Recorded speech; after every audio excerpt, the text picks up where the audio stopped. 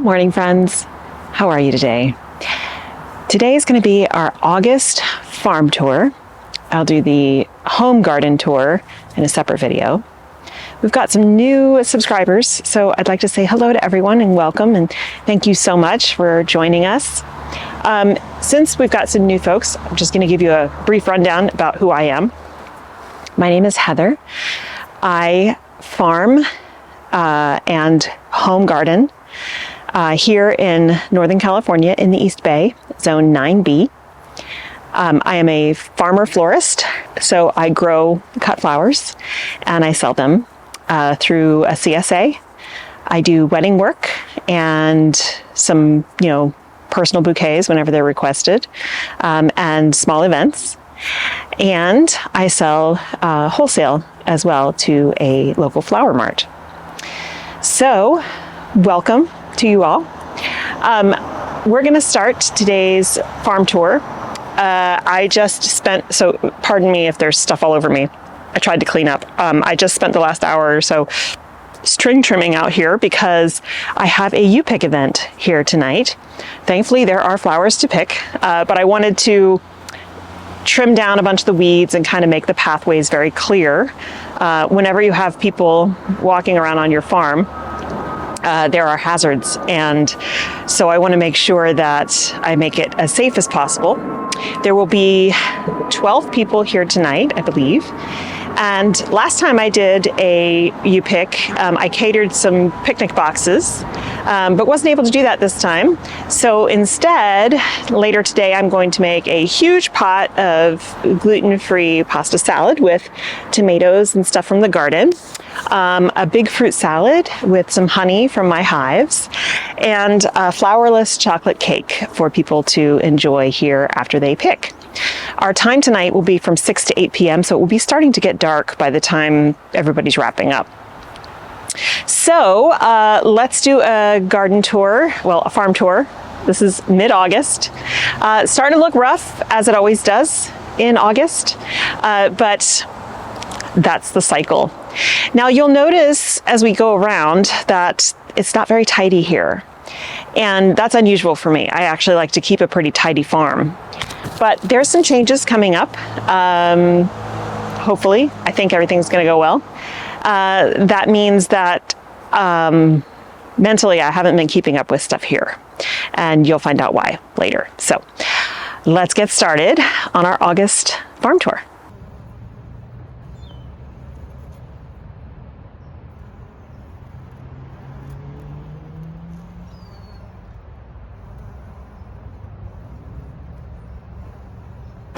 So since we're in the seating area, I want to show you the two sunflower beds. Now, the beans in this one have been a total fail. I don't know if that's lack of water or sun or what. We did have some produce here. This is still alive, but I expected a lot more. But that's okay. I got a huge harvest of sunflowers already off of this, and there'll be plenty for folks to pick tonight. And then over in this bed, still more sunflowers. However, you can see I harvested a lot more from this one. These beans, these are dragon tongue beans. They're actually looking good. That looks pretty yummy. However, not that many of the plants, I actually should harvest these today. Not that many of the plants are producing. And then the nasturtiums looking pretty in these pots. These are climbing nasturtiums, but they're not climbing yet. However, since we're running out of warm weather over the next month or so, I don't know if that's going to happen. I definitely know that these squashes that we planted in here are not going to climb. Doesn't matter that they had water. I think it just wasn't warm enough here for most of the summer like it usually is. We had a very unusually cool summer. Okay, moving into the high tunnel. Now I'm going to bring back my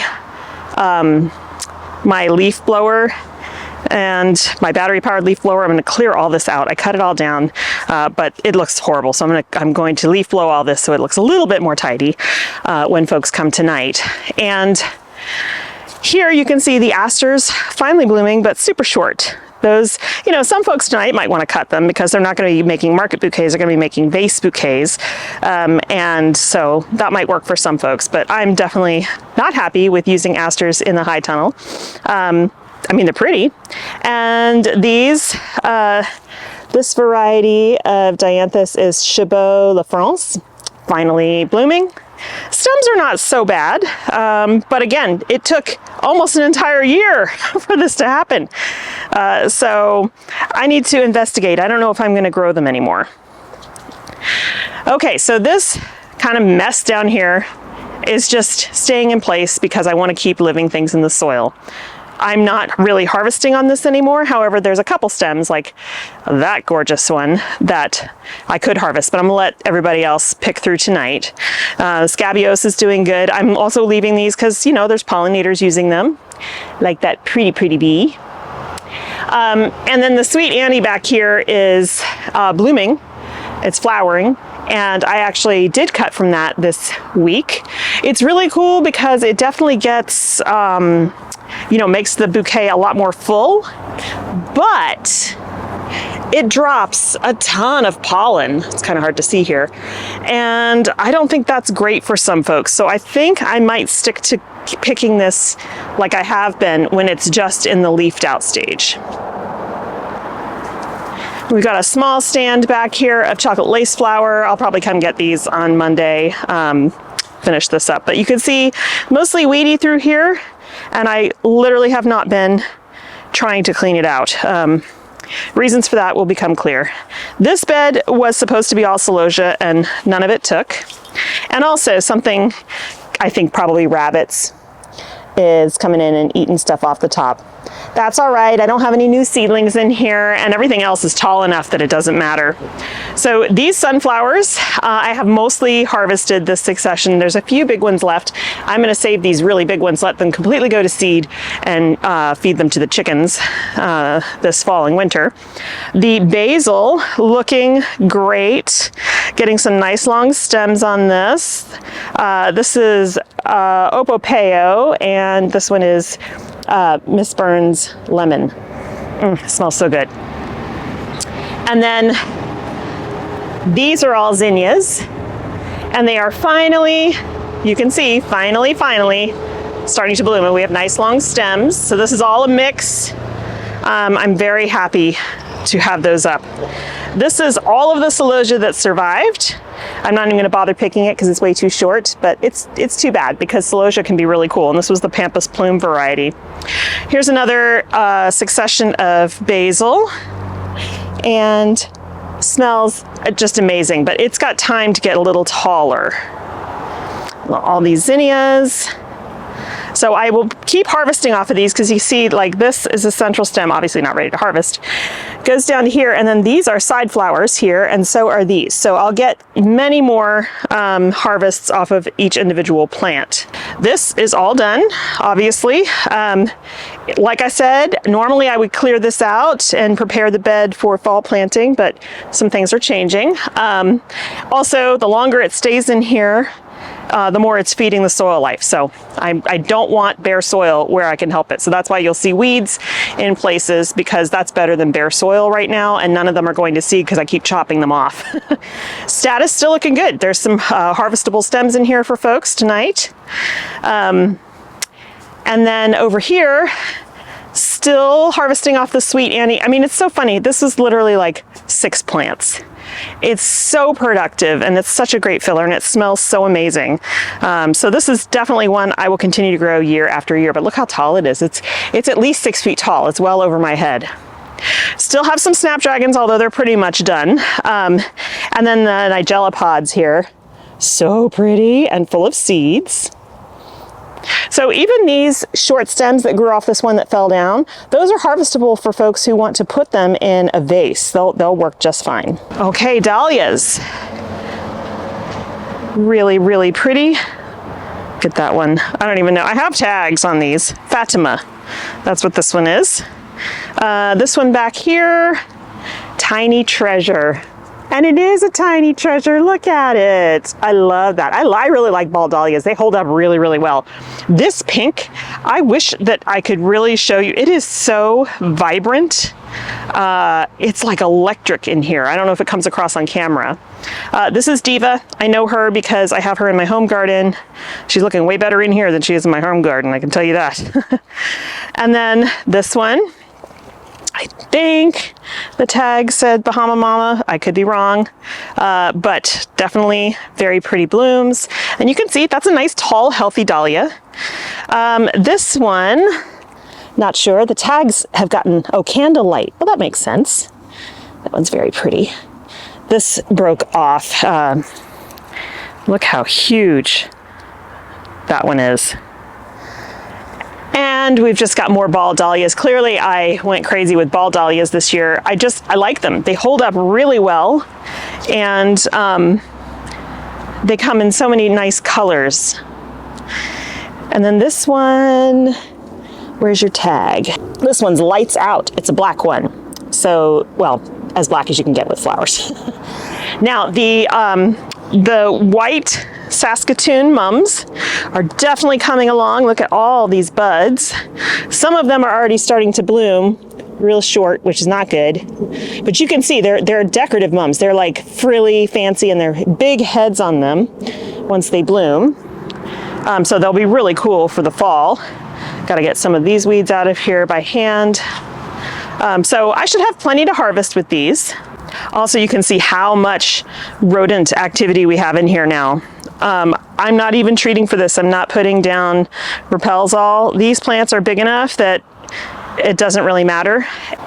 So the wildflower bed, completely unirrigated for the last couple of months, but the yarrow is still producing flowers. So crazy. This is so drought tolerant. Also, we still have some Mimulus and California poppy in here. Again, 0 water. In Northern California, well, in most of California, and the West too, we have wet and dry seasons. That means we have seasons where we have all our rain. We have one season, all of our rain, and then the dry season for us is anywhere from March or April to October, November, and 0 rain during that entire time. And that's also when we get our hottest temperatures, obviously, that's summertime. So 90 plus degrees, oftentimes in the hundreds Fahrenheit. So we have to irrigate if we want to keep things alive, which is why I have all my stuff on drip irrigation. So let's look at the pollinator garden. It's looking amazing. Look at these beautiful, I think the thing that tickles me the most about this is so much of this was from when I scattered wildflower seed in the spring. I literally, you know, some of this, like the salvias back here, there's a hummingbird way back there. I don't know if I can zoom in. Some of these, like the Perovska, which is what the hummingbird is on right now, and some of the lavenders and stuff, and the salvia, those were put in as whole plants, and same with the buddleia. But the rest of this is wildflower seed sown, and it just makes me so happy. It's so pretty, and I'm hoping folks will use these for cuts tonight. I will definitely encourage that. I mean, look at that Coreopsis. We've got lavender in here, which is all going to need a haircut soon. Here's another Coreopsis. This is a forget-me-not, and the calendula that all died back from the winter now has new growth at the bottom, which is what it does. Yeah, lots of lavenders and salvias. We've got that really pretty Gaillardia there, and the alyssum. And then this buddleia, which had profuse blooms on it last month. You guys saw that in the video. I need to deadhead it, and then it will produce more blooms for me. So this will keep blooming until hard frost. And then around here, the corn is looking good. It has tasseled and is setting ears, which is great. We've got more Nigella seed pods here, which I will point out to folks to use in their bouquets, especially because they're short and will work in vases. Some of the pumpkins and the watermelons I planted just didn't do well again. We have had, like most days have been like this, overcast and cool. It's like 66 degrees. I mean, it's beautiful, but you know, heat-loving plants don't dig that. So I don't think we're going to get any squash or melon production this year, which is a real bummer because those are my very favorite things to grow. Okay, So this is the back side of the pollinator garden. I still have some weeds in here, like this yellow needs to come out. But here's the poppy seed heads. They're tiny, but they're loaded with poppy seeds. Okay, production bed, fails and successes. Amaranth, huge fail. I mean, look how beautiful, but they're all too short. So again, this is usually a result of weather-related issues. And the colors are gorgeous. I am not going to give up on growing amaranth. I love it, but I need to find a way to grow it that will actually give me long stems. Winged Amoebium, just a handful of plants because I use it as a dried flower. That's how it should look, and it will stay that way dried. It's very similar to straw flower with the papery flower. These are too far gone. They won't look pretty dried. And then another favorite, so before I get to that, this is Mahogany Splendor Hibiscus, also doing horrible this year. Usually by this time of year, it's a huge, huge shrub and tons of stems off of it, but you can tell, again, the weather. However, the Limelight Millet, I love this so much. I just think it's gorgeous and it's so cool in bouquets. This is doing great. I wish I had an entire row of that because the rest of these grasses didn't really produce. I mean, I got a few harvests off of them, but you can see just not much. Now this one is a little bit better. There's a couple of strong, tall stems here. And the bunny tails, you know, I love bunny tails. They're super soft, they're really pretty, but they're actually a pain in the butt to harvest because they all kind of cluster out of one plant there, and then you have a bunch of short ones. So if you take the whole thing, then you're going to get a bunch of short stems, and I don't know, it's kind of a pain. It's a very slow harvest. Here's another succession of sunflowers that were direct sown after I pulled the initial one out. I'm really glad I did it because I'm going to need them. This is an empty space, unfortunately. So a couple dahlias here from last year, and here's a bee just hanging out. That's Ova Joe, that's that dahlia. There's a white one back here that's really pretty. I just don't remember what it's called. And then these are Sunflower Steve sunflowers, which I missed the initial harvest of. This little bee friend. Oh, so much pollen in their pollen basket. I hope you can see that. But these sunflowers are just stunning. And because I missed the initial big head harvest, I've let them go and they're branching. And so I'm using some of those branched blooms, and they work great for smaller vases. But like this one, isn't that amazing? It's like blown back, like it's wind blown, but I just love the colors. This one, oh, even though they're aged at this point, they just still are really cool. And then this, this is crazy. This is like two sunflower heads fused together. This is the Van Gogh Fantasy Mix. Oh, here's another one. Two heads fused together. Three. That's really fun. The Van Gogh's Fantasy Mix.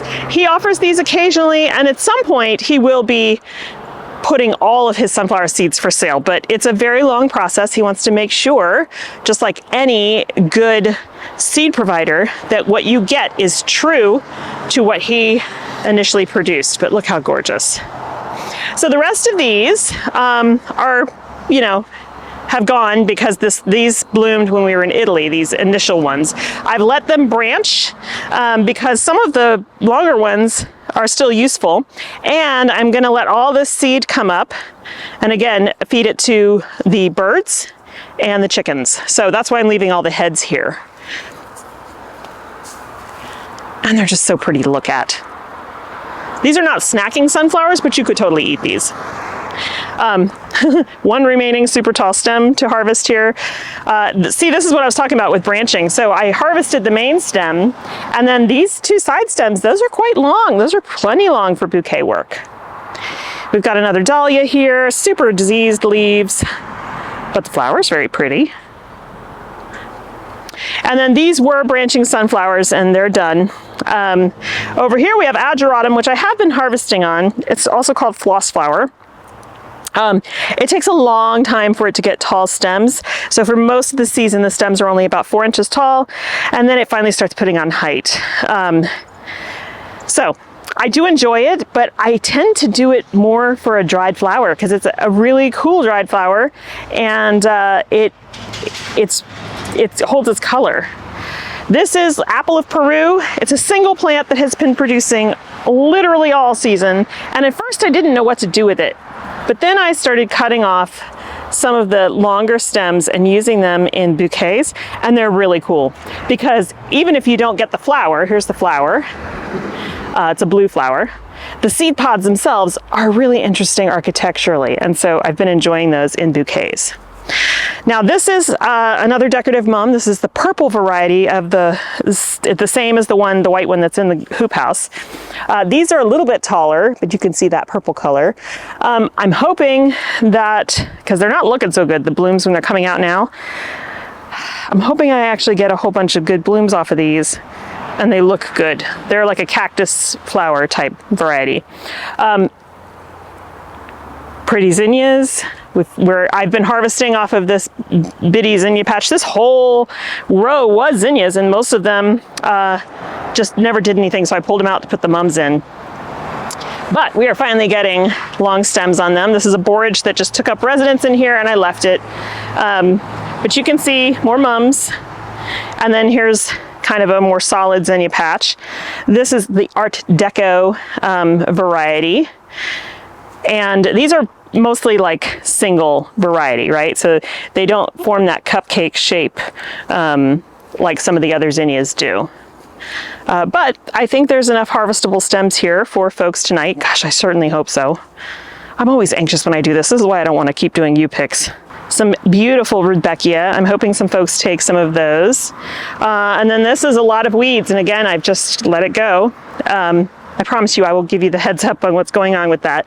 But even things that are weeds, a stem of this, it's very airy. It's got those tiny purple flowers. Those things actually look really cool in bouquets. We've still got Liatris, but it's all pretty much done. Here's a blue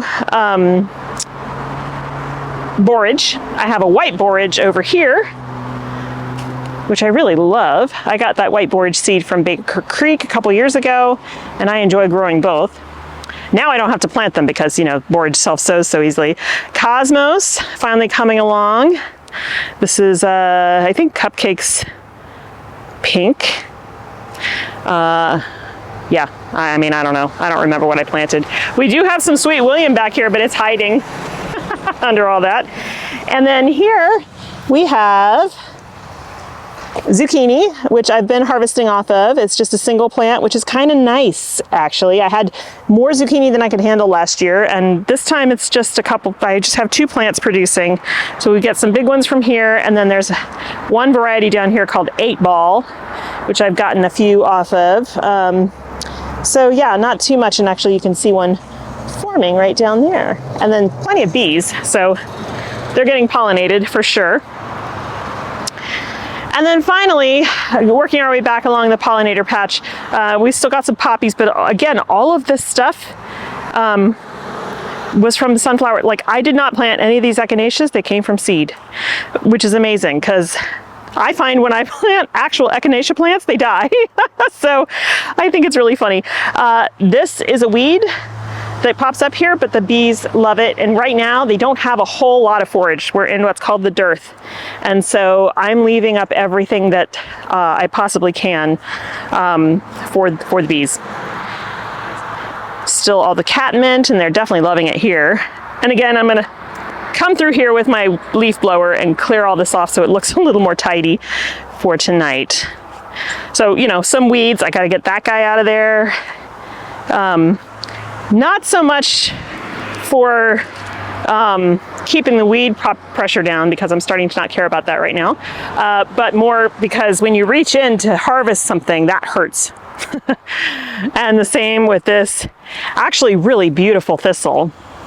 But this thistle is invasive, unfortunately, in Northern California. We have whole fields of it that that wildlife is trying to eradicate, not animal wildlife, the human Department of Wildlife. They're trying to eradicate it because it is an invasive species. But yeah, all these wildflowers are just feeding my soul. They're super tall. These look great in bouquets. I'm gonna encourage people to take stems of these tonight. Yeah, And they smell nice too. I didn't realize until I got them in the car, a big bunch of them in the car, and they just smelled really good. So I'm hoping that there will be enough that for people to harvest out here tonight. I'm a little anxious, but I always am. I mean, I had stress dreams about it last night, but we can only do what we can do, and nature does what she wants to do, and we have to go along with her. So I'm hoping there's enough sunflowers and zinnias and other things that people will feel like they got their money's worth, plus with the food that I'm making, and a lot of that stuff is coming from the farm at home, my home garden. So I'm hoping that that will make for a nice evening. My whole idea behind these summer evenings on the farm was for people to be able to come out, you know, with a blanket and, you know, a partner, and have a little nice time picking flowers and just relaxing in the evening and having a little, you know, a little picnic, not a huge meal, just something to snack on. And people asked if they could bring wine. I told them I was fine with that, except that's not, like, I don't have a liquor license. I have insurance, but my insurance, I told them my insurance is not going to cover you if you have an accident based on your alcohol consumption. So keep that in mind. But, you know, I'm hoping that it goes well tonight and people enjoy themselves. I have one more after this in September, which I'm actually pretty anxious about, because at the rate the season is going, I don't know how much I'm going to have left. I only have a couple folks signed up for that, so I may end up having to offer them either a refund or offer them a free workshop, like one of my holiday workshops. So we'll see. All right, since I have a lot more to do today, including making a bunch of food for tonight's event, I'm going to go on and sign off. Thank you for joining me for this August farm tour. And we'll do the home garden August tour probably tomorrow, maybe the next day. And then I promise very soon I will let you know what's going on. There will be some major changes on the farm. I'm very excited about them, and I think it's going to be a good thing for the business and also for me personally. So stay tuned for that. Thanks so much for hanging out with me today. I hope you have a wonderful time in your garden, and we'll see you in the next one. Bye.